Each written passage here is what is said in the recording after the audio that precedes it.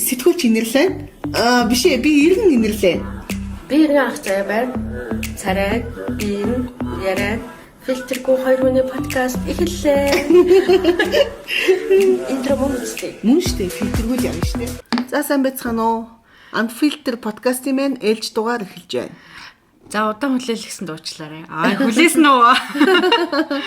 За ингээд сайхан сонгуульдаад сайхан надах гэж байна уу манайхаа? За наадмын энэ урт амралтын өмнө бид нэр сэрэмж алдаж болохгүй. Ааваас мартаж болохгүй. Дуугаа өнгөрч болохгүй нэг асуудлыг тойрч харахаар битээр өнөөдрийнхээ подкастыг эхлүүлж байна. За одоо хүмүүсийн олон нийтийн сэтгэл санаа юуны наадмынхаа амралтанд төвлөрсөн бүгд амралтын мөдөд орцсон байгаа энэ үед бид нэр улс төрийн шийдвэрүүд чухал шийдвэрүүд гардаг. Энэ юг улс төрчид айгүй юм овч ашигладаг. Энэ момент бас яг энэ удаа давтагдах нэ. Тэгэхээр бид нар бас энэ дээр болгоомжтой хандаад хэрсүү байх хэрэгтэй болчиход байна.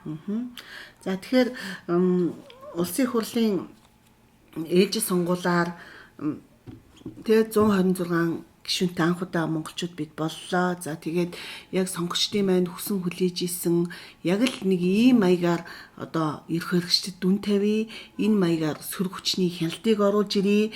Бусад жижиг намуудын ч гэсэндээ оролцоог бас энэ парламентд оруулж ирье гэсэн тийм алсын хараатай тийм мэрэгэн одоо мэдрэмжтэй сонголт нь одоо өнөөдрийн парламентыг солонгоцсон парламентыг бүрдүүлсэн бахаа гэж бид бол харж байгаа. Тий. Одоо бид нэр үндсэн хуулийн нэмэлтийн өөрчлөлт, сонгуулийн тухай хууль хийгээд маш олон таман хуулийн өөрчлөлтүүд багтсан шин сонгуулийг, шин сонголтыг ч бас хийлээ. Нилээдгүй. Тэгвэл мэдээж хуучин эрх баригч нам бол өрүүлж олон болсон ч гэсэн бид нэр үнэхээр энэ парламентыг солонгоруулж чадлаа, аллаглуулж чадлаа. Тэгээд та бүхэндээ бас баяр хүргэмээр байна. За тааш. Гэхдээ сонгогчдын яг хүсэл зоригоос яг одоо өнөөдөр өрнөж байгаа үйл явдлууд тэр хүсэл зоригоос ангид байна уу, нийлж гэнэ үү гэдгийг бас бид нэр анзаарах хэрэгтэй. Ер нь хуучин бол биднэрт ч гэсэндээ сонгогчдод биднэрт ч гэсэндээ хандахдаа за ингээд 4 жилд нэг удаа нэг юм саналаа өглөө, дүнгээ тавилаа гэж боддог. Эргээд бид ч ямар ч хяналт байдгүй, бидний хянаараа гэж одоо сөрөг хүчин болгож одоо оруулсан улс төрийн нам хүчнүүд ч гэсэндээ эвсэгтэй эвсээд нэгдэхтэй нэгдээд нөө сөрөг хүчний хяналтын одоо тогтолцоогоо ажилуулдаггүй механизмыг ажилуулдаггүй учраас өнөөдрийн бас энэ олон гажуудлууд гарч ирсэн баха. Тэгэхээр одоо бол бид нэр өөрчлөгдсөн, сонгогчид хэлцүү болсон, улс төрийн намууд дагаж өөрчлөгдөхгүй болвол та нар тэнцэж үлдэхгүй болж байгаа. Тэгэхээр иргэний нийгмийн байгууллагууд, судлаачид за тэгээд юу н сонгогч хүн болгон энэ дээр бол маш хариуцлагатай хандж байгаа учраас та нар урдын шигийн адилаар тэр төрцгийг байгуулж ингээд нэг юм дураараа дөргиж сонгогчдоо даапалан хандаж болохгүй маа гэдгийг сануулах үднээс бид энэ подкастаа хийж байна. Одоо яхаа өнөөдөр бол 1000 одоо хүмүүс эсэргүүцлээ ч гэсэн 1000 одоо бид нэр үгээ хэллээ ч гэсэндээ яг л урдынхаараа үл тоон одоо шинэ эвслийн засгийн газар байгуулах гэж байх шиг байна. Гэхдээ одоо бол цаг их өөр болсон шүү гэдгийг бол дахин улс төрийн намуудтай хэлмээр байна. Одоо их цаг өөр болж олон нийт хэрсүү болсныг энэ удаагийн сонгуулийн үр дүн харууллаа гэж миний хувьд бол харж байгаа. Хүмүүс ер нь бол манай улс төрийн намууд өөрсдөө хөгжлөн гаццсан учраас их басамжилж ирсэн. Тэгтэл олон нийт маш чив чимэнгүйхэн байж байгаа. Ингээд маш мэрэгэн сонголт хийсэн. Миний хувьд энэ сонголтод маш сэтгэл хангалуун байгаа. Олон нийтийн сонголтод. За тэгээд олон нийт нөгөө парламентд сөрөг хүчин болоод өгөөч ээ. Бидний нүд чих болооч ээ. Энэ хэд маш олон жил дураараа дурглаа штэ гэд ийм хүсэл сонирхлоо илэрхийлээд манаас бусад намуудад итгэл хүлээлгэсэн. Маш өндөр итгэлийг хүлээлгэсэн.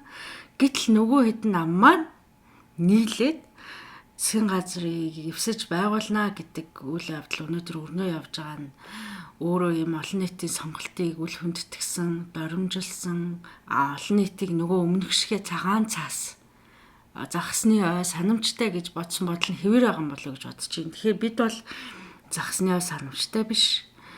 Бид тийм та нарыг бодож байгаагаар цагаан цаас биш гэдгээ одоо бас бид нар дараагийн сонгуулиар үр дүнг нь харна гэж бодож байна. Тэгээ эвслийн засгийн газар ямар үед байгуулагддаг юм бэ гэхээр хүн болгон надаас хэлүүлдэггүй мэдчих байгаа бах. За сонгуулийн үр дүнгээр аль нэгэн нам олонх болж чадаагүй тохиолдолд мөн жижиг намууд ижил тэнцүү хэмжээний бүх намууд сонгуульд оролцсон бүх намууд ижил тэнцүү хэмжээний санал авсан тохиолдолд засгийн газрыг олонх болгож эвсэж байгуулах тохиолдлууд байдаг. Энэ ах улс төрийн онол талаас энэ бол яг хүлээн зөвшөөрөгдсөн хэлбэрний. Гэтэл манад Монгол Ардын нам олонх олцоод бусад намуудаа намуудтайгаа хамтарч дийлэнх болох болно. Эвснэ гэдэг нь өөрөө энэ улс төрийн онол талаасаа ч юм практикт байхгүй юм болчиход байгаа юм. Хоёрдугаарт ямар тохиолдолд бас эвсдэг вэ? Олон улсын практик дээр гэхээр тэр тухайн улсын нөхцөл байдал маш хүнд тохиолдолд даантлантай ч юм уу тий үнэхээр нэгдсэн бодлогоор явахгүй болохгүй байгаа юм хүнд хурцтмал цаг үед л эвслийн засгийн газрыг байгуулдаг. Гэтэл манад одоо дайн тулааны нөхцөл байдлаа Тайван амгалан хിവэрэ байна. Бид нэр дотроо л өөрсдөө уучраа олж чадахгүй байгаа болохоос биш бид нэр олон улсын тавцан дээрээ бол нэг айхтар юм юу ячаагүй тий хүнд нөхцөл байдалд орсон улсын тоонд багтаагүй байхад ийм нөхцөл байдлыг үүсгэнэ гэдэг өөрөө юм ер нь олон нийтийг дөрмжилж байгаа үйлдэл гэж би товч хэлхийг хүсэж байгаа. Тэгээ яг юу гэдэг онцгой нөхцөл байдлын хувьд л гэдэгчлэн одоо 50%-аас дээшээ санал аваагүй тохиолдолд дэлхийн улс орнуудад гэхдээ маш цөөхөн гэдэг байгаа шүү дээ. Одоо 2015 онд Дэвид Камеруны засгийн газар болоод ерөөсөө өөрөөсөө болон 50.8% гээд 50% дөнгөж давуулсан тийм олонх болсон мөртлөө либерал ардсан намтай нэгдэжсэн. Гэхдээ тэр нь дөнгөж 1.2% л одоо судалтай тийм жижиг нам гэж байгаа байхгүй. Тэгэхээр ер нь бол нөхцөл байдлын хараад үзэхэд бол дайн дажны үед л юм уу онцгой нөхцөл байдлын үед л одоо эвсэж идэх болох нам нэмж өөртөө хүчнийг авдаг тий. Гэтэл манад бол энэ бол бас бүр ингээд юм байжгаад л ингээд эвсэж идэг нэг тийм нөхцөл байдал. Би бүр гайхаад байна. Олон холцсон нам ягаад дийлэх болох гэдэг юм болоо гэж. Тийм одоо энэ чи 54%-ийг одоо эзэлж байгаа шүү дээ. Нийт парламентын тэгсэн мөртлөө нөгөө 2-2 намыг бол одоо эвсхийг урьдчилж байна тий. Одоо ингэж яхаа манай парламентын түүхэнд өмнө эвсэжсэн тохиолдлууд их байдаг тийм. Миний санаж байгаагаар та энэ талаар тодорхой санаж байгаа гоё кейс байвал ярьж өгөөч. Тийм. Ер нь бол одоо ингэж эргээд санахад ер нь бол манад бол нэлээд олон удаагийн засгийн газар бол эвсэжсэн. Ер нь дангаараа засаг барьжсэн одоо түүхийг одоо 92 оноос хойшоо гэд бодох юм бол ер нь цөөхөн тий. Одоо 90-92 оны одоо Бямсүрэнгийн засгийн газрын үед бол бас нэгдсэн байсан. За тэгээд Жасрааны засгийн газрын үед бол тэгээ ардсан нам өөрөө 96-аас 2000 оны үед хоорондоо нөгөө үнэмлэхөө олонх болсон байх үедээ тэргээд дангаараа дараа нь их баярын засгийн газрын үед гээд ингээд юм дангаараа ер нь бол цөөхөн их одоо эрх баригч нь дангаараа засгалж исэн. Тэгээ нэлээд олон удаа бол одоо тийм засгалж исэн тохиолдлууд байгаад идэг. Тэгээ эргээд санахны жишээлбэл ийм байгаа юм л да.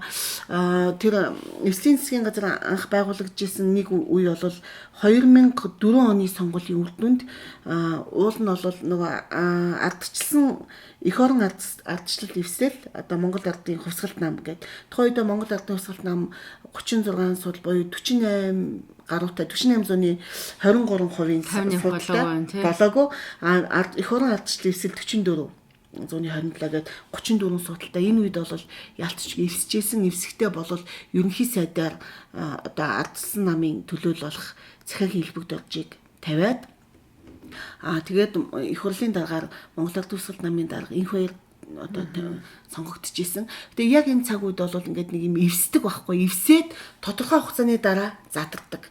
Ерөөсөө л ингээд нэг эвсэж нэг юм хүмүүсийг нэг юм одоо хүмүүс нэг юм таалагдах төдий те нэг юм үйл явдлыг үзүүлээд тухайн үед бол ингэж эвссэн боловч одоо миний санаж байгаагаар нөгөө эх орон ардчлал эвслийг задлаад ер нь бол дотор нь задлах процессыг нөгөө нам маш хүчтэй хийгээд тэгээ сүүлдээ нөгөө 62 дид бүдүүн бүлэг гэж байгуулагдаа. Тэгээ нөгөө бүр эвсэл болсон нам маань өөрөө бүр ингээд бүлгийн төлөөлөлж байхгүй болж юм утгагүй. Тэгээ дараа нь үргэлжлүүлээд одоо Мегомби их болтын засгийн газар үргэлжлүүлж явж исэн. За энэ дээр бол эвссэн боловч ерөнхийдөө нөгөө сөрөг хүчнийг бүр ингээ өөртөө уусгаад ингээд сөрөг хүчинч байхгүй болоод тэгээд нөгөө нэг намын одоо юугаар дуусчихсан санагдаж байна.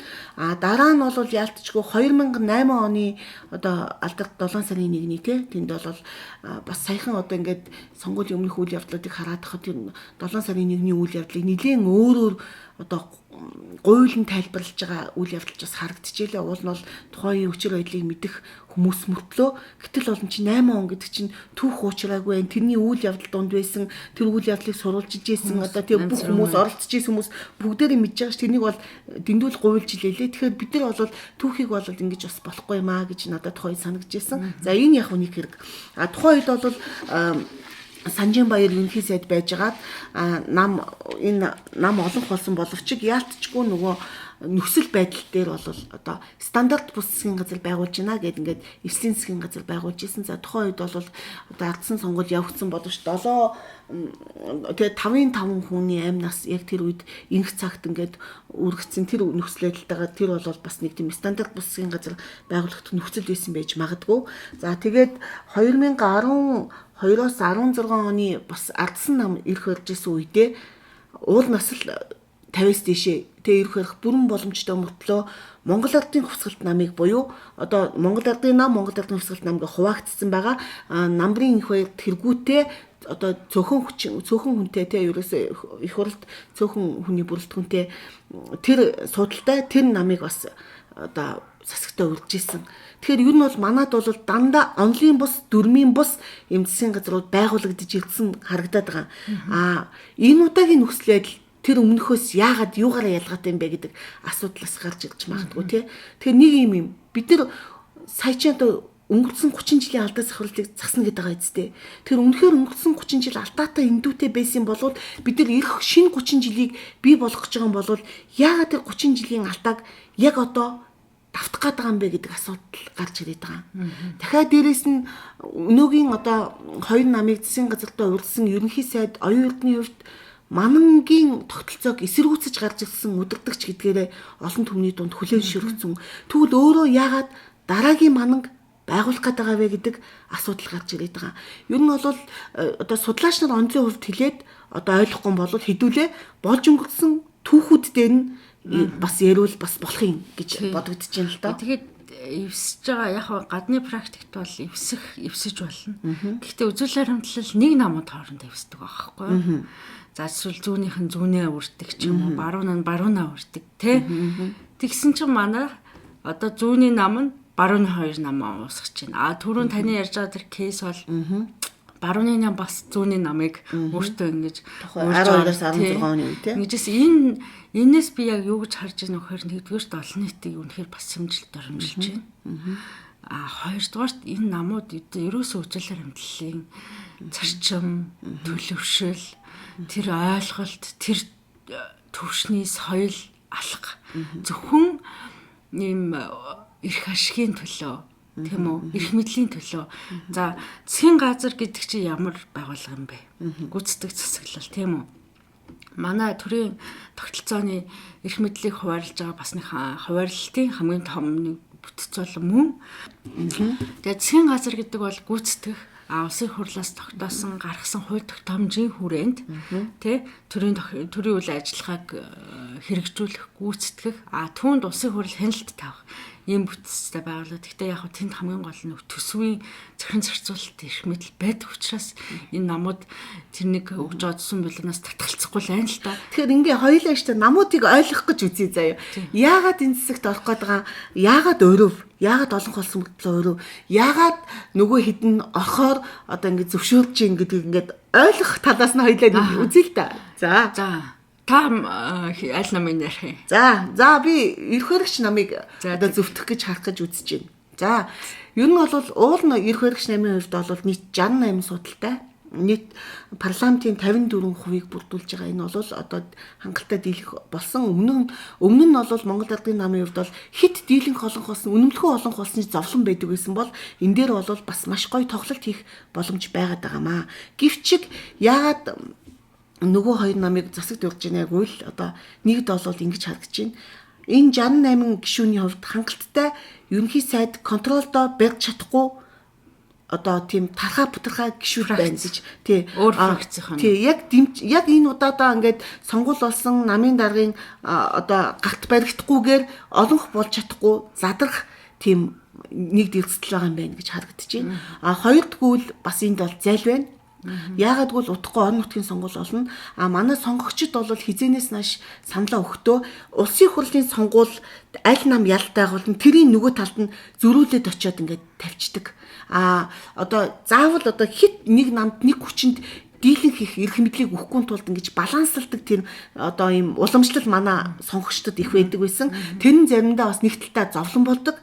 Нэг талтаа бас тэр чинь нэг юм тэнцвүүлэх гэж байгаа мэрэгэн ухаан байгаад идэг. Зовлон болдог нь юу вэ гэвэл том гүйцэтгэх засал одоо хууль тогтоох засал нь нэг намд идэг боловч яг ингээ орон нутгууд нь очиод нөгөө намд очиод ингээ хоорондоо эвлэж ажиллах боломжгүй юм зовлон гардаг. За тэгээ үүнийг бол нэг удаа бол бид нар сонгуулаа нэг доор нэг удаа үзчихсэн. Эргээд ингээд салгадаг.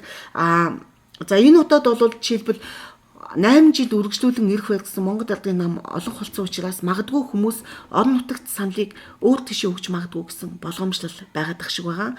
Нөгөө талдаа одоо үүргийг нөгөө намуудад ингээ хуваалцах хариуцлагыг одоо нөгөө намуудад одоо нүгдий ноогдуулах тийм аргыг бол бас ашиглаж байна л да. Тэгэхээр энэ одоо яг иймэрхүү одоо талаас нь хараад ийм саналыг тавьж байна. За энэ дээр эрх баригч нам санал тавих нэг хэрэг. Харин саналыг хүлээж авах гэдэг бол илүү том хэрэг болоод байгаа. За ан маны хувьд бол за арчсан намын хувьд бол үнэхээр өссөн байна. Тэ? Нөгөө засгийн төрийн эрх мэдлээс төрийн нөөцөөс хуваарлалтаас хүртэж чадаагүй өнгөрсөн 8 жилийн шарх маш олон үлсгэлэн хүн тэр доор нь хүлээж байна. Намын тэр том бүтцээ бас. Тэгээ азан намчин бас хангалттай том бүтцтэй тэжээх шаардлага байна. Энэ бодис шаардлага төр үндэслээд олон нийтийн хүсэл сонирхол яах вэ? Эхлээд хоолтойгоо баяа гэдэг сонголтыг хийж ах шиг байна гэж би худаа харж байна. За хүн намын хувьд бол анх удаа төрийн нөөцөөс хүртэх буюу засагт бялуунаас хуваалцах боломж олдсон. Гэхдээ нөгөө энэ хоёр намын тухайд өнгөрсөн хугацаанд сонгуулийн сонгуулийн бус үеэрч ярьж ирсэн нөгөө Монгол Ардын намаа шүүмжилсэн, Монгол Ардын намыг алдаах засах гэсэн нөгөө зориг мөрийн хөтөлбөрийнхөө бүр ингээд нөгөө талд эсрэг. Тэр бол ерөөсө та нарыг молигдохсан арга байсан юм а та нар хууртцсан уу гэдэг маягтай. Ингээд сайхан бид нар ингээд авчдаг юм а уучлаарай баяртай гэж байгаа байхгүй юу? Ер нь бол ингээд нэг ойлгомжтойгоор хэлвэл тэ. Тэгээ яг хүн намын тухайд ингээд за арчилсан нам эвсгээр орчлоо. Бас олон судал авсан тий. Орчлоо. Хүн нам ганцаараа үлдэхээр магадгүй шаханд орох нөхцөлөд үүссэн байж магадгүй. Гэхдээ би миний хувийн бодол бол яг одоо ингэ шаханд бороод ямар өвдөж үзээгүй шархалж үзээгүй ш. Ер нь тий. Сонгуул хит хитэн сонгуулийн өмнө зүгээр хөвжүүлж ирсэн шүү дээ. Яг тэр өвдөлтүүд нь бас байх тийм үү. Гэхдээ бид нэр дараагийн сонгуулийн алсаа харсан бол дараагийн сонгуульд маш том оноо болохоор маш том ийм маркетинг шаардлагагүй, PR шаардлагагүй юм ус төр хийж болохоор ийм богино займ биш арай ийм алсын хараатай ус төр хийх боломж нь бол байсан. Бас ийм хит томроогүй зовлон бас томдог л байгаа хүн намын хувьд би бол тэгж бодож байгаа байхгүй юу. За ийм байна. За тэгэнгүүт Монгол Ардын намын нийгэмэн дээр нэг point хэлмээр энийг нөгөө Эрдэнэ болгон ярьж исэн. Тэгээ улс төр судлаач Эрдэнэ болгон бас ярилцлагатаа бас дурдсан байсан. За Монгол Ардын нам бол ингээд хамтраад нэг ажил хийя. Тэ? Монгол улсыг хөгжүүлээ гэдэг зорилгоор энэ хоёр намыг ингээ өөртөө нэгтгэхэд байгаа юм бишээ. Өөртөө санал тавиад байгаа юм бишээ. Ердөөсөө энэ хоёр намыг дотоод төрчлөлтөөнийг илүү өдөөх, хуваах, хүчийн сарниулах ийм л зорилго авалж байгаа. Энэ бол би аюу зөв гэж одоо тэр зорилготой хүрч байна. Арчилсан намч дотроо олон янз байр суурьтай хүмүүс олон янз хуваагдаад эхэллээ. Тэ олон нийт нь сонгуул өгсөн санал өгсөн хүмүүс нь ч ингээд татгалзаад эхэлж байна. Хүн намын тухайд ч гэсэн тийм байна. Олон талын байр суурь зарим хүмүүс нь гişүнчлээс татгалзъя байраа би яа гэдэг байр суурьуд яваад эхэлж байна. Мөн нөгөө олон нийт сонгогчд нь ч гэсэн ингээд урам нь хугарах тэ энэ юунууд хайлт хэдий яваад эхэлсэн. Тэгэхээр энэ Монгол Ардын нам зорилготой хүрч байна. Тийм. Намууд бүгдээрээ өөрсөндөө ашигтай байх хөлбөрүүдийг сонгож байна. Гэтэ нэг имийг андуураад байна. Яагад гэвэл сонгогчд та нарт итгэсэн, сонгогчд та нарыг сонгогчд итгээд Монгол Ардын намыг арай илүү олон холгоод төр засгаа байгуулад яв гэж итгэсэн, сонгогчд итгээд ардсан нам болоод бусад намуудыг хүчтэй сүрэг хүчин байгаараа гэж даалгавар өгсөн. Тэр даалгаврыг биелүүлэхгүй байгаа нь маш харамсалтай байгаа байхгүй. Тэгэхээр хуучин бол ингэж болоод ирдгээ. Тэг хуучин бол ингэдэг байлаа л та. За засагт оноо бүгдээр орно хамгийн түрүүнд нийлчдэг байхгүй. Тэнгүүтээ 2 юм уу 3 жилийн дараа зарим нь засгаас гарна, зарим нь засгаас гаргана. Ийм маягаар яваад тэгээд сонгуулийн өмнө бүгдээрээ ингээд дахиад ингээд өрсөлдөгч нар мэт болоод тэг энийгээ болохоор ингээд ерөөсөө өөрсдөө чадаад байна гэж боддог боловч одоо нэг зүйлийг та нар одоо намууд ойлгох хэрэгтэй тий. Намууд өөрсдөө төлөвшөж, намууд өөрсдөө жишээлбэл 68-уудаа мөртлөө засгаа алдах үедээ гэж одоо контролдож чадахгүй байх уу гэсэн айдсгүйгээр намууд өөрсдөө төлөвшөх хэрэгтэй. Намууд өнөөдөр төлөвшөж татвар төлөгчдийн мөнгөөр одоо санхүүжиж байгаа юм байж хүмүүстэй тэ одоо ийм сарын цалин олж өхийн төлөө намд одоо эрх баригч намд те эн чинь эвсэж байгаа биш эрх баригч намд ажилд орж байгаа байхгүй юу? Ажилд орж байгаа гэдгийг ойлгох хэрэгтэй те. Ардсан нам ч хүн нам ч ажилд орж цалинтай болохын төлөө сонгогчдын саналыг үнгүүдүүлж болохгүй гэдгээ ойлгох хэрэгтэй. Энд дээр бол яг хуучин өнгөрсөн 30 жилийн шиг яваад ирж болдог шиг болно гэж бодож ивэл одоо үнэхээр шинэ 30 жилийг эхлүүлэх гэж л байгаа бол сонгогч нь ч өөр болсон, иргэний нийгмийнхэн ч өөр болсон, хүмүүс ч гэсэн өөр болсон гэдгийг бол анзаарах хэрэгтэй байгаад байна. Одоо жишээлбэл энэ засгийг байгуулж байгаа шалтгаан нь бол одоо маш гоё тайлбарлаж байгаа шүү дээ. Монгол Ардын намаас ардсан нам хүн намд одоо хамтлагсан засгийн газар байгуулах санал тавихдаа Монгол улсын хөгжлийн тулгымдсан асуудлыг хурдтай шийдвэрлэх санам жижигт одоо 3 нам гарын үсэг зурлаа гэж байгаа юм тий. Дахиад дээрээс нь жишээлбэл ардчилсан нам хүн намуудад мөрийн хөтөлбөрийн гол бодлогуудаа хэрэгжүүлж үр дүнд хүргэх боломжийг бий болгоно гэдэг байхгүй. Уучлаарай. Энд чинь мөрийн хөтөлбөрийг ялсан нам нь олон холсон нам нь мөрийн хөтөлбөрөө биелүүлдэг болохоос биш нөгөө намуудынхаа мөрийн хөтөлбөрийг биелүүлэх боломж олгоно гэж ийм холимог хуурах шиг ийм нүглийнүүдийг гурилаар хуурддаг юм аа. Тэгэхээр энийг бол одоо олон нийт ойлгодог болсон учраас бити ингэж ийм хуурамчлал хийгээч гэж одоо хэлмээр байна. Тэгэхээр одоо за Монгол Ардын нам чинь зүүнний нам. Зүүнний нам барууны 2 намыг өөртөө ажил таваад тэгснэ барууны намын мөрийн хөтөлбөрийг хэрэгжүүлэх юм байна. Тийм үү. Барууны намын зарим мөрийн хөтөлбөрийг хэрэгжүүлнэ заяа. Хэрэгжүүлэхэд нь туслана. Тэгээд нөгөө 2 ажилд орсон 2 нам чинь бас гол тийм эн чинь бас дуусаагүй шүү дээ. За тэр 2 намын нөгөө хөтөлбөрийн гол бодлогуудаа хэрэгжүүлж үр дүнд хүргэх боломжийг бий болгохоос гадна Монгол Ардын нам томоохон бодлого арга хэмжээнүүдэд үргэлжлүүлэх хэрэгжүүлнэ гэж байгаа байхгүй. Тэгэхээр эн чинь одоо за би яг хүн нам арчилсан намын мөрийн хөтөлбөрөдөө танилцсан. Тэ одоо сонгуулийн сурчлагын үеийн бид нэр одоо харьцуулан судалж маш мэрэгэн сонголт хийсэн шүү дээ. Тэгэхэд тэр хоёр юу гэж ярьж ирснийг та нар санаж байгаа бах тий. За төр дагахаж байна. Одоо ингээд чөлөө зах зээл гэж алхаа. Төрийн албаны тоог багасгана. Цомхон болгоно. Ухаалаг болгоно. За юу гэдэг одоо арчилсан нам ч нэг алдагдсан 8 жилийн алдааг заснаа гэд тэ хүн нам бол одоо өөрчлөх цаг болсон гэдээсэн чинь юу гэсэн үг одоо тэгэхээр одоо засгийн газар чинь 3 шадаг цайдтай ер нь бол ийм маш том бүтэцтэй 3 шадаг цайдтай тийм засгийн газар гэж ер нь урд хажид би дуулж байгаагүй ер нь өмнө нь 2 л байсан тэрүүн дид болоод тэрүүн шадаг цайд одоо шадаг цайд л гэж байсан. Тэгээ одоо нөгөө 2 намынх нь нөгөө цомхон болгоно гэдэг мөрийн хөтөлбөр нь одоо эсэргээрээ биелэх юм байна. За энэ төрчин бүр данхааж байна. Тэр данхаах бодлогод нь өөрсдөө бүр хувь нэмрээ оруулж байна. Монгол Ардын намын бодлогод арчилсан нам хүн нам энэ бол бүр ингээд ийм хүлээн зөвшөөрч болохгүй. Тэгээд ер нь бол ийм үнэхээр басамжилсан ийм үйл процесс ахгүй юу. Тэгэхээр энийг олон нийт бол мэдчихэж байгаа. ажиллаж байгаа. Мэддэг байхгүй мэдхгүй гэж одоо нэг имийг л бодоод байна энэ хүмүүс ард түмэн цагаан цаас ард түмэн мэдхгүй тий. Тийм болохоор одоо ингээд нэг яг эдний тооцоог би мэдэж байна. 3 жил хамтарч байгаа л тэгэл одоо гараа явна гэдэг. За одоо энэ дээр тэгж бодож байгаа байхгүй юу? Одоо энэ дээр ингэж ярьж байгаа байхгүй. Одоо өнөр нэг улс төр судлаач өнөр хэлсэн байсан шүү дээ.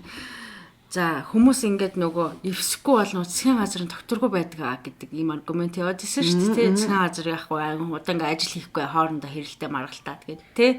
Тэгээ нөгөө сүрэг хүчин ингээ ажил хийхгүй гэдэг байхгүй. Энд чинь нэг юмыг ойлгохгүй сүрэг хүчин гэдэг чинь зөвхөн сүрдэг одоо тийм байгууллага биш шүү дээ. Хэрвээ эрх хэрэгч нам зөв бодлого тодорхойлоод зөв одоо бодлого явуулах юм бол нөгөө нам дэмжиж л таарна. Монголчуудын нийт эрхшийн төлөө, улс үндэсний эрхшийн төлөө бол тэгж л явна. Тэрнээс ш ингээд цөөх сүрэг хүчнийхээ одоо сүрэг хүчин гэж хяналтын үйл ажиллагаа шүү дээ. Хяналтын механизм тэнд ажиллаж явах хэрэгтэй байхгүй. Тэгэхээр хяналтын механизм энд ажиллах болох юм байна. А нөгөө талаас нь ардсан нам, хүн нам хамгийн сайн сүрэг хүчнэр одоо ажиллаараа гэж олон нийтээс одоо нөгөө нэг тим одоо нөгөө виз авсан мөртлөө тэрнийгээ сайн дураараа бусад намуудад шилжүүлж өгөх юм байна.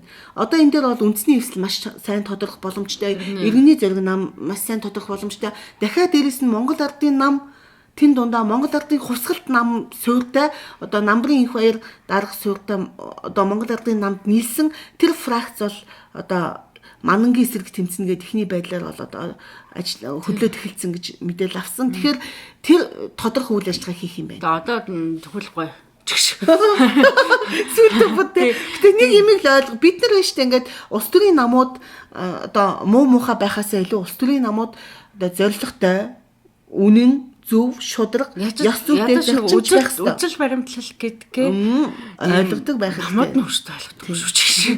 Ойлгохгүй байгаа. Үгүй ойлгож ич зүгээр л нэг юм олон нийтийг ойлгодгоо гэж бодоод тэгээ тэр нь тааруулаад байгаа. Яг хөө ингээ энэ бол маш том бол да. Хоёрдугаарт нэг юмыг жинлэж үзмээр байна. За та айлын илүү ач холбогдолтой гэж үзэх вэ? Засгийн газрын тогтвортой ажил байдал чухал уу? Парламентын хяналт чухал уу? Уул нь бол шүү дээ. Манай чинь одоо тэгээ парламентын засаглалтаа улс орны хувьд бол уул нь парламентын хяналт улан зүүн байх. Ерөөсөө ардчлалын гол амин чанар бол. Гэтэл манайд бол үеийн үед энэ засгийн газрын доктортой байдлыг л ярьсаар байгаа гэсэн. Гэхдээ засгийн газар бол ер нь олон улсын практик төр шиг засгийн газар доктортой байхаасаа илүүтэй парламентын хяналт чухал гэдэг дээр одоо ингээд улс орнууд бол ингээд парламентын тогтолцоотой улс орнууд бол илүү ач холбогдол өгдөг. За засгийн газар бол огцорч байдаг тий ажлаа хийж чадахгүй бол хүлээлгэж өгч идэг, ажлаа хийж чадахгүй байна гэж алдаагаа хүлээн зөвшөөрч огцорч идэг. Энэ ерөөсөө энэ тогтолцоотой улсад байдаг л зүйл хэвгүй юм. Хоёрдугаарт юу вэ? Ер нь энэ манай төрийн тогтолцоо, энэ парламентын тогтолцоо чинь ерөөдөө check and balance дээр л тогтдог байхгүй юу? Үгүй хэрвээ эвсэж орох байсан юм бол хэрвээ ингээ эвсчихдэг юм бол бид нар сонгуул хийх яах. Ер нь анхнаасаа сонгуулаа хамтраа хийчихгүйсэн. Тийм л нэг л мөрөлттэй байгаа. Тэгээ бүгдээрээ хуваагаад нийлүүдэд хэрэгжүүлж байсан юм бол тий. Энэ амар нэг арчилсан сонголтыг амар юм дорт үзэж байгаа. Амар миний хувьд бол маш их сэтгэл дундуур байгаа, маш их бачимдж байгаа зүйл. Ус төгчтэй хараа ингэж явж ирсэн болохоор ингэ явхад болно гэж бодоод байгаа байхгүй. Гэхдээ одоо бол болох боломжгүй болсон гэдгийг ойлгох хэрэгтэй. Тэгээ одоо энэ бүх процессын нэг хамгийн том миний хувьд бол хамгийн том ийм сөрөг тал хор хөнөөл нь юу гэж олон нийтийн улс төрд итгэх улам суулна. Яг энэ талаар цогц хөгжлийн үндэсний төвөөс одоо мэдээлэл гаргасан байсан шүү дээ. Энэ одоо эвсэгтэй холбоотой. Үүн дээр жишээлбэл нэгдэн сонгуулийн ач холбогдол иргэдийн итгэлийг бууруулах хамгийн хор нөлөөтэй. Хоёрдугаар парламентын тэнцвэр хяналт алдагдах тэмэгцэлтэй тий. Гуравдугаар намуудын төлөвшил хариуцлага алдагдах ийм асуудал байгаа учраас болохгүй гэдгийг бол хэлчихээд байгаа байхгүй. Ер нь сайн монголчууд хараа баг ингээд улс руу залхсан шүү дээ. Залхсан. Уусаа залхааж байгаа байхгүй бид нарыг. Тэгсэн ч гэсэн бид нэр амар сонгуулийн ач холбогдлыг ойлгоод сүүлийнхээ хүчийг дайчлаад ч юм уу ингээ очиод сонголтоо амар баг сүүлийнхээ ихтгэл найдвараар ингэж өгсөн байхгүй. Бүр ингээ очрлон байж хүлээн байж тэгсэн чинь нөгөө сонголтыг эдгээр өнгөртүүлчихээр хүмүүс одоо ингэж бодсон шүү дээ. За угаасаа бид нар яаж ч үсэн эдгээр ингэ заваараад бүх юмыг болонгортуулчихдаг юм чи ерэн сонгуулаа өгөх болчоо гэдэг нэсэл айдалд хүрэх энэ тооцоог бас бид нар хийж байгаа байхгүй айгуул юм. Тэр нь зарим нэг бүлэг хүмүүст ашигтай байхгүй юу? Тэгэхээр одоо энэ подкастыг сонсож байгаа хүн болон бүр л илүү хэрсүүж хэвээр. Ер нь бол бид нар эднийг сайжруулахгүй бол эдгээр өөрсдөө сайжрахгүй юм байна. Тэр нь бол бид нар эднийг дагуулж явж эднийг төлөвшүүлэхгүй бол эдгээр сайжрахгүй юм. Яг энэ боломжгүй гэж магадгүй. Гэхдээ бид нар шаардлага тавих хэрэгтэй. Прагматик шаардлага. Бид нар бол мартахгүй шүү. Тэ ерөөсөө л нэг юм загсны хой санамжтай гэж боддог энэ бодол нь өнөөдөр энэ бүх шийдвэрүүдийг хийж байгаа байхгүй. Өнөөдөр алдсан нам маш гутамшигтайгаар тэ ингээд үндэсний бодлогын одоо хорон ингээд сүлийн шийдвэрээ гаргаж нөгөө улс төрийн зөвлөлийнхаа шийдвэрийг батламжлаа. За хүн нам болвол те бас ингээд маш их хүчээр ерөөсөө эсрэг саналтай байсан одоо гишүүдийнхаа одоо санал бодлыг үл хайхран ерөөсөө л ингээд хүчээр ингээд им дарангуусаар байгаад бас шийдвэр гаргуулсан гэдгийг дуулсан. За бид нар бол энэ улс төрийн намуудын жишээлбэл альсвал аль нам нь хідэн судалтай байх хин ямар одоо яамны сайд болох энэ бол өнөөдрийн бидний тийм сонирхох сэдв биш. Гэтэл өнөөдөр хэвлэл мэдээлмийн зөвхөн энэ тухайд нэг мэдээллүүдийг те тэдний одоо ашиг сонирхолд нийцүүлсэн л нэг тийм мэдээллүүд гаргаад байгаа нь одоо харамсалтай байна. А бид нар бол дахиад дараагийн нэг алхмыг харах нь ерөөсөө энэ бол буруу алхмаа. Бид нар буруу зүйлийг өөгшүүлж болохгүй. Өнгөрсөн одоо цаг хугацаанд болоод ирсэн гэж бодож байгаа зүйл дараагийн эх жилүүдэд бол болохгүй. Иргэд маш хэцүү байгаа. Бид нар хяналтыг тавина. А бид нар 2028 он болоход энэ болгоны чинь мартахгүй шүү, мартуулахгүй шүү, өдөр болгон сануулна шүү л гэдгийг одоо бүр хэлмээр байна. Одоо яг бид бол үнэхээр хүчин мөхсдөөд одоо ингээд засгаа байгууллагаараа байгуулнах тий одоо бүх өөр өөрсөндөө ашигтай тооцоонуудаа хийх бах. Ашигаа хүртэх бах. Гэтээ тэр улс төрийн намууд төрд очиод ашиг гэж харж байгаа юм болгон чинь эргээд ард түмнийг эдийн засгийн хувьд, эрүүл мэндийн хувьд, одоо хөгжил дэвшлийн хувьд бол ядууруулж яхал тийм хилцэл, зөвшөлтсөл гэдэг маань өөрөө завшилцал байдаг шүү гэдгийг л одоо хэлмээр байна. Тий, ерөнхийдөө бас энэ Монгол ардын нам ер нь манай улс төрийн тогтолцоонд намуудын хувьд бол нөгөө Монгол ардын нам ба бусад гэдэг ийм л ойлголттой, ийм л тогтолцоо, ийм л нөхцөл байдлаар явж ирсэн шүү дээ. Монгол ардын нам бол бусад намаа хүчтэй байгаад ингээд те яхад дурггүй. Ер нь ямар нам ирэх барагч нам дуртай ах уу? Гэхдээ нөгөө хэд нь нөгөө арганд нь орж гүйж ороод байгаа нь өөр асуудал байхгүй. Тэгэхээр одоо ингээд чинь одоо 12 жил, 8 жил дахиад үргэлжлээ 4 жил, 12 жил засаглахад ямар ч улс төрийн намын одоо хувьд бол те дахин одоо ялт байгуулахад хэцүү шүү дээ. Гэтэл тэнд ялт байгуулахын тулд өнөөдрийн энэ боломжийг одоо харж байгаа байхгүй юу? Тэрэнд нь гүйж ороод байгаа нь үнэхээр одоо яасан хаширдгүй, яасан одоо хэлж байгаа. Тэгэхээр би бодлоо энэ улс төрийн намыг бишээ. Энэ улс төрийг хүмүүс энэ одоо улс төрч хүмүүс өөр зорилгоор ордог юм байна. Энэ улсын хуралд чинь. Тэгээ ер нь олон нийтийн хан төлөө гэсэн үнэхээр нийтийн эрх ашигыг гэж бодсон бол ийм сонголт хийхгүй гэж бодохын мэдгүй. Надаас тэнийг хүмүүс л тэнд суудаггүй баймаар юм. Одоо би зүгээр иргэн хүний хувьд сонголтоо үн цэнтэй сонголтоо хийсэн хүний хувьд маш их урам уурч байгаа. Маш их намайг ийм доромжилж байгаа юм шиг санагдчихж байгаа. Гэхдээ би бууж өгөхгүй. Цаашдаа тэгээ иргэн хүнийхээ хуваар энэ тал дээр шүүмжлэлтэй байр сууриа илэрхийлсээр энэ улс төрийн намын төлөвшлийн асуудалд мөнхийн дуу хоолой болсоор явнаа гэдэгтээ бол бүр улам илүү ихтгэлтэй боллоо. Бүр илүү хурцлсан ч юм шиг. Энд чи бол тэгээд эгэл жирийн намуудын одоо эгэл жирийн гишүүд бол үнд эсэргүүцэж байгаа хүмүүс бол Монгол ардын намд ч байгаа, ардсан намд ч байгаа, хүн намд ч байгаа. Гэтэ ерөөсө тэр гишүүдийнхаа үгийг тоохгүйгээр ингэж ийм одоо тоглоомын ийм тойрог зурж гинэ гэдэг чинь ард түмнийг бол зүгээр л цаана хайж штэ. Ман гэхдээ амар ийм смарт байхгүй. Ер нь бол хүн ийм залтай байж чадчих штэ одоо нэрээ. Тэнгүүт нөгөө залийг мэдгүй шүү дээ. Ойлгохгүй шүү. Ойлгохын дээр ойлгож байгаа. Тэгтэл зүгээр л тэнд байгаа тэр ийм одоо манай энэ удаа би дараагийн сонгуулийнхаа үрдүн бүр 28 оны сонгуулийнхаа үрдүн харж энэ шийдвэр хийж байгаа байхгүй. Одоо ойрд бол орон нутгийн сонгуул хийж болох юм. Бүр дараа нь тэгсэн тэгэл одоо нөгөө эвсэх одоо эвслийн засгийн газар хинч хаашаа ийм нэг энэ засгийн газарт нь орсон нөгөө хоёр нам маань яаж 28 онд хоёрыг сонгогчтойхоо нүрийг харна. Би одоо өмнөөс ичээд ингэж бодож байгаа. Юу нь бол өмнө нь штэ энэ хэд чинь бүр юм залтай бүр ингээ яг нэг жилийн өмнөөс ингээ их гоё юм яриад заяа. Хэвээ би ванга шиг хэлчихье гэж байгаа те хэлээ. Угаасаа эднэр бол тодорхой хугацааны дараа ингээд маш мундагаар одоо нөгөө мэдээлэлийгээ гарна. Гэтэ тэгж мэдээллийгээ гарлаа гэд та нарыг сөрөг хүчин гэж харахгүй шүү хүмүүс. Тэгээ та нарыг яаж өчүүхэн ирэх шиг те хідэн яам хідэн одоо шадраг сайд хідэн яамны суудлын төлөө сонгогчдынхаа итгэл үнэмшлийг улдаа авчихсан бэ зардсан бэ гэдгийг бол хүмүүс сансаар л байх болно шүү. Тэгэхээр улс төрийн намууд одоо хүчтэй байх ёстой маш их нөгөө төлөвшөлтөй байжээж энэ улс орон хөгжих учраас төлөвшлийнхэн төлөө бид нар заавал үгээ хэлж явах хэрэгтэй юм байна. Одоо ер нь улс төрийн намууд дотор судалгачдын мөнгөс санхүүчээр болсон тийм үү? Санхүүчээр болсон учраас бид нар маш өндөр хяналттай авах хэрэгтэй. Бид нар өөрсдөө мөнгө төлж байгаа байхгүй юу? Мөнгө төлсөн бол бид нар хөгжмөө захиалах эрхтэй байхгүй юу? Тэгэхээр намуудаа маш их шахах хэрэгтэй. Шаардах хэвээр энд бас та бүхнийг уриалмаар байна. Бид нар энийг эднэрийг ингэж дураар нь дургуулмааргүй байна. Тэ энд бидний эрх ашиг явж байгаа. Бидний мөнгө явж байгаа. Бидний халааснаас гарч байгаа мөнгө хөдөлмөр явж байгаа. Өглөө эртээ босоод хотын төгжээндээ төгжрөн байж үр хүүхдэд зарцуулах өчнөө цагаасаа хумслан тэ хөлсөөн гарган ажилласан тэр таны хүс мөнгө чинь татвар төлсөн мөнгө чинь өнөөдөр улс төрийн намуудыг санхүүжүүлж байгаа шүү.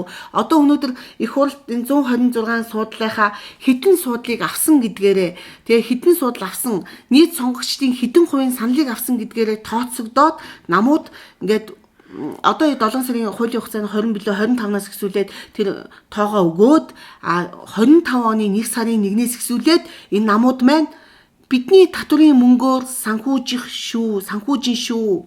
Тэгэхээр та мөнгө өгж байгаа хүн энэ намуудад ямар шаардлага тавих вэ гэдгээ бас дотроо бодож явах хэрэгтэй. Тий. За ингээд энэ удаагийн наадмын урт амралтын өмнөх подкастын дугаарыг энэ сонгуулийн талаар бид нэлээд ярьсан. Гэхдээ энэ засгийн газар эвсгэж байгаа тухай бас битээр өөрсдийнхээ байр суурийг илэрхийлээ. Мөн улс төр судлаачдын байр суурийг мөн иршээлж та бүхэндээ хүргэлээ. Олон талын их сурвалжийн бас байр суурьдыг хүргэлээ. Тэгээ та бүхэн бас өөрсдөө дотроо нэгийг бодож хоёрыг тунгагаасаа гэж бодож байна. Мөн дэлгэр зууныхаа сайхан наадмаараа баяраараа энэ сайхан уран цагаараа бас сайхан наадаараа сайхан амраараа гэхдээ бид нэрт амрах энэ амралтын өдрийг далимдуулж хийдэг энэ улс төрийн шийдвэрүүдийг бид нэр ер нь бол цаашид хүлээн зөвшөөрч болохгүй амарч болно бас хажуугаар нь бид нар ажил явдгаараа явах хэрэгтэй. Хэрвээ сөрөг хүчин шиг байж хяналтаа тогтоож чадахгүй бол ард түмний сөрөг хүчин болвол одоо ард түмэн сөрөг хүчний одоо тэр хяналтын механизмаа маш хүчтэй ажиллуулах хэрэгтэй болно. Яг та бид нар өөрсдөө төлөөлөө та нар сөрөг хүчнээр ажиллаж байгаа гэдэг 4 жил даалгавар өгсөн чинь өнөө хүмүүс даалгаврыг чинь биелүүлэхгүй бол одоо яах вэ одоо өөрсдөө л хийх хэрэгтэй болох нь тийм. Гэхдээ бид нар үнэхээр хичээсэн шүү. Үнэхээр хичээсэн. Тэгтээ энэ бид нар урмыг хугалаа. Тэгтээ бид нар хариуг нь барина. Бид нар цагийг нэрэхээр барина. Тэрийг хаста хариуцлагатайгаар хэлмээр байна тий. Барин чадна. Тэр нь бити давруулаарай гэж. Сонгогч саналаа өгөөд одоо хариуг нь барьдаг штэ. Гэтэ нөө барьж чадахгүй мартандаа гэж бодож ивэл мартахгүй шүү л гэдгийг хэлээ да. Уучлаарай. Мартдаггүй байгаа шүү. За ингээд сайхан монголчууд маань юутай ч бид одоо өөрсдийнхөө мэрэгэн сонголтоор төр усан байгууллаа. Гэхдээ байгуулад орхично гэсэн үг биш. Байгуулад хүн шиг тэ улс шиг төл шиг ажиллаарай гэдгийг бол бид шахнаа сануулнаа. Тэгээд дэлгэр сайхан наадмаараа динч хотоод сайхан наадаарай.